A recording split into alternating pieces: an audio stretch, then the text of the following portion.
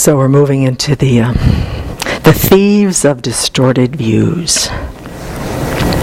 Very interesting to contemplate this one the past few days.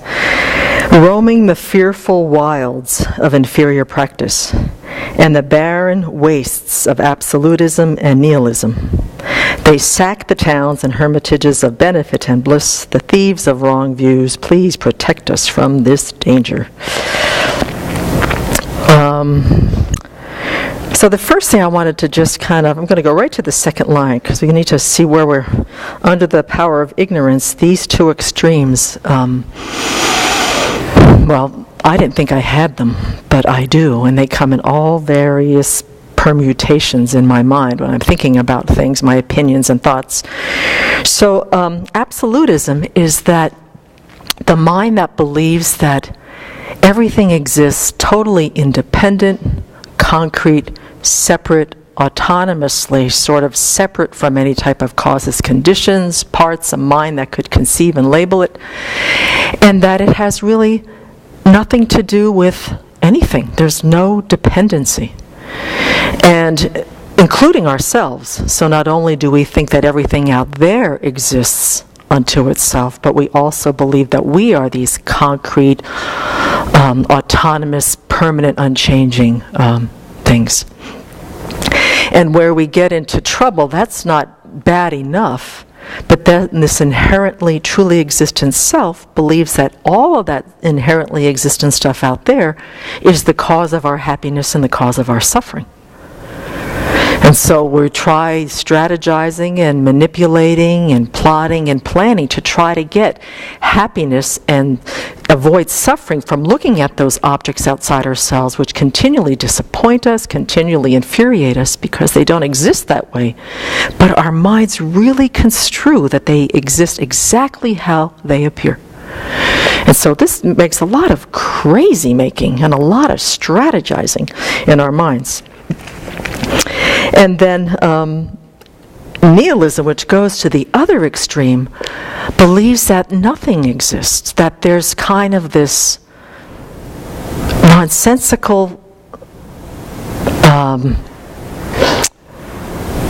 what was the word? I had it right on the top of my tongue, right at the tip of my tongue, that there's this, oh gosh, it went right out of my head. That things don't exist at all, that things are sort of propelled by this random chaos, that there's,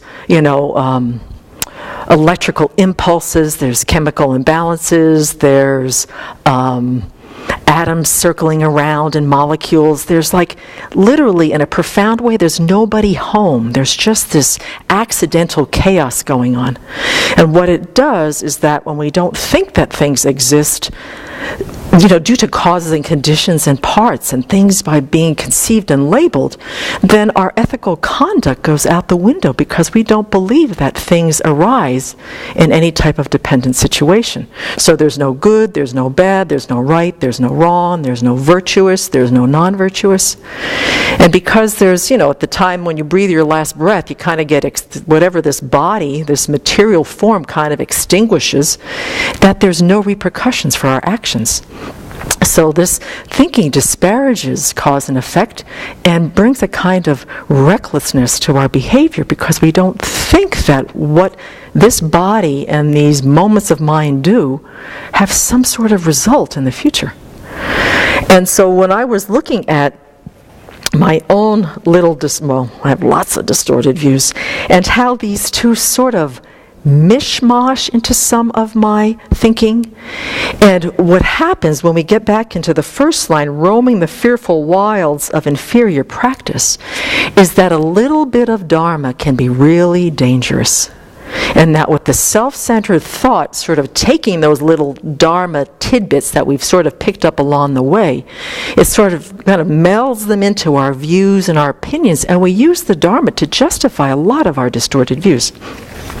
So these were a few of them that I've had in my life, and that also, some of them have kind of pretty much are gone, and some of them I find surprisingly still coming up in my mind, in my judgments, in my perspectives, in my how I evaluate things.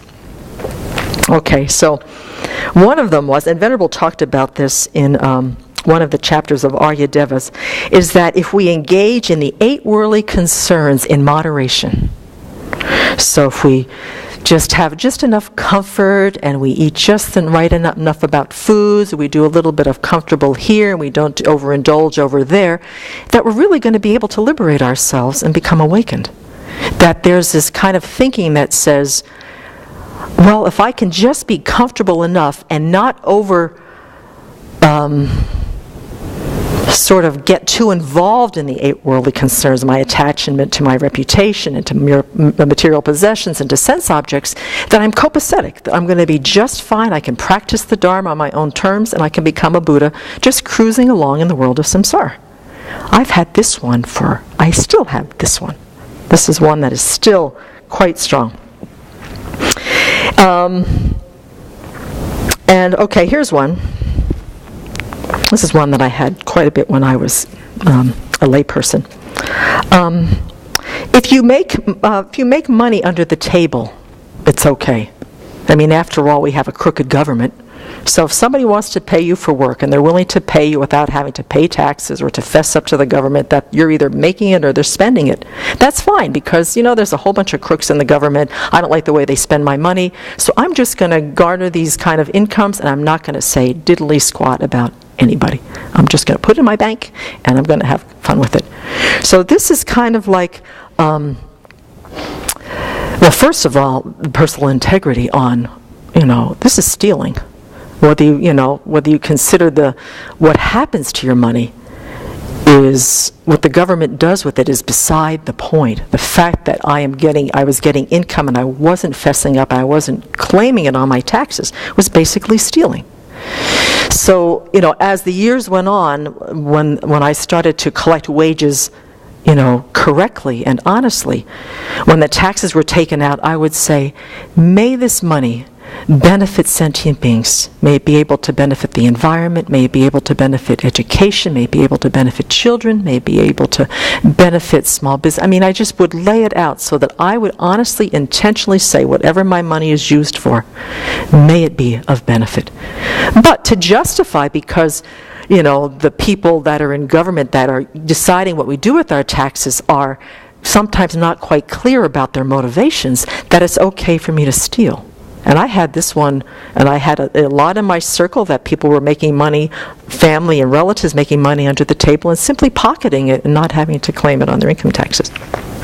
So that, I think, is, I never saw that as stealing.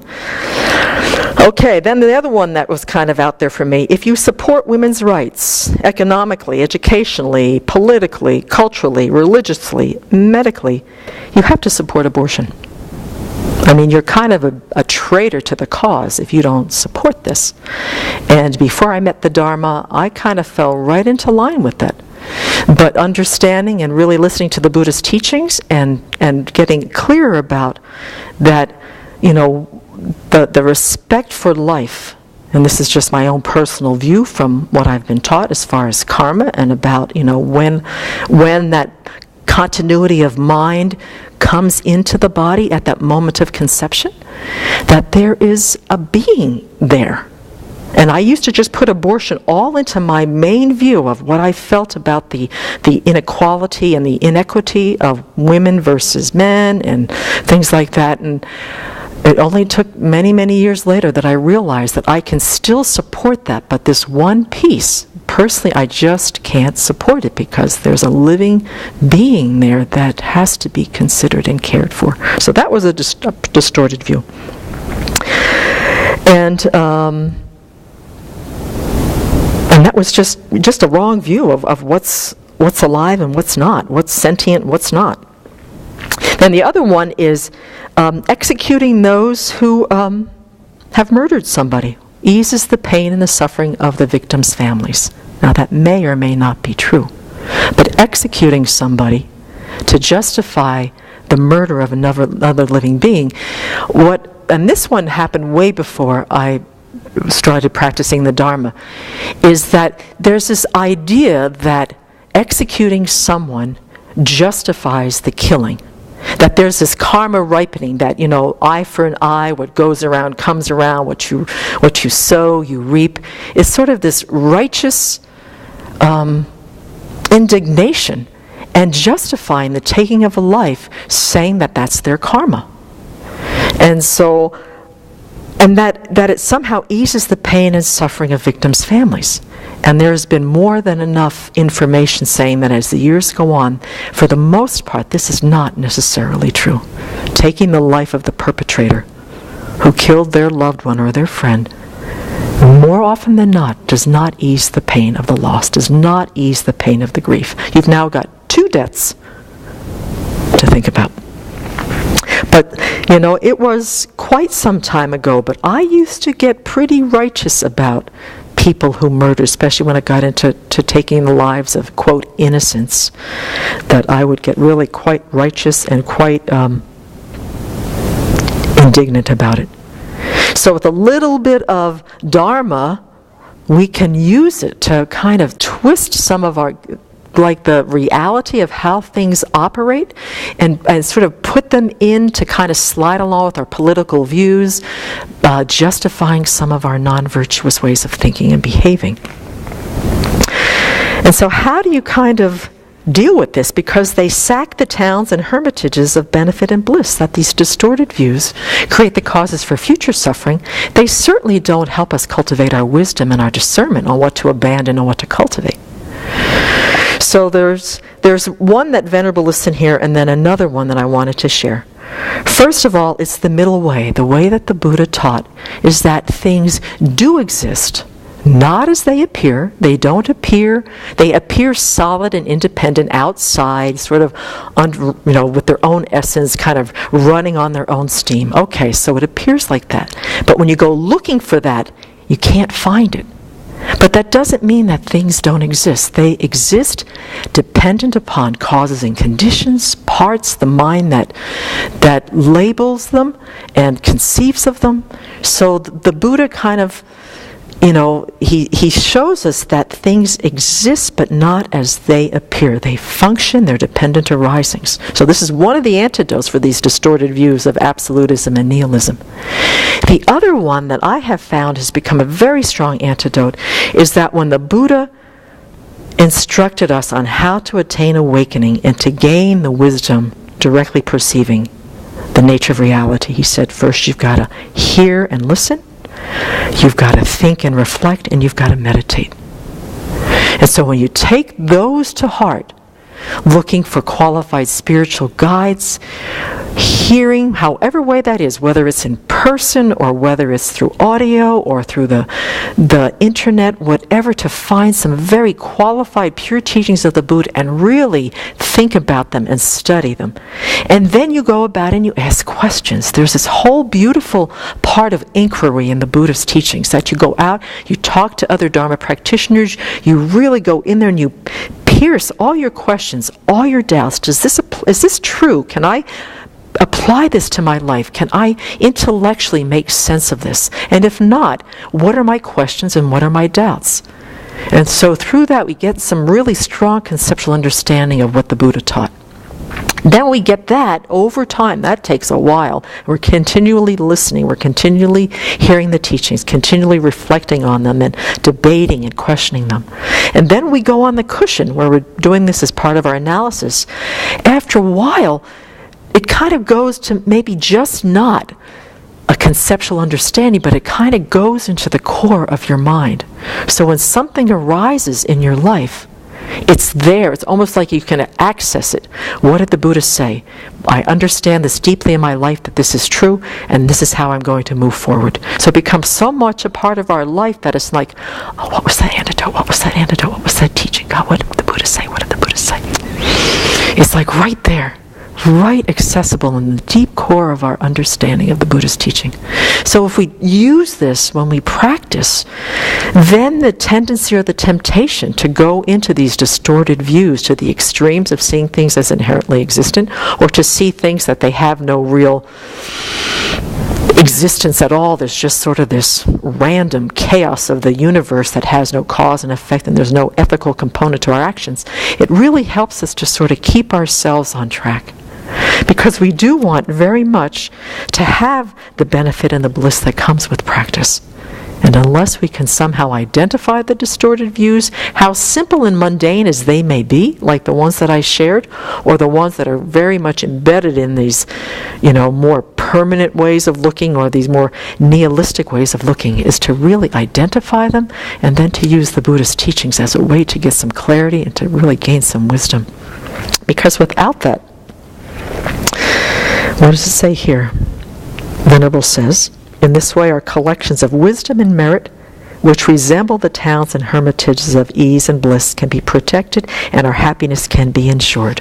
So we can understand what the causes of happiness are, we can understand what the causes of suffering are, and using the Buddha's teachings to really direct our minds very, very clearly and not to be snatched away by these wild roamings of distorted views.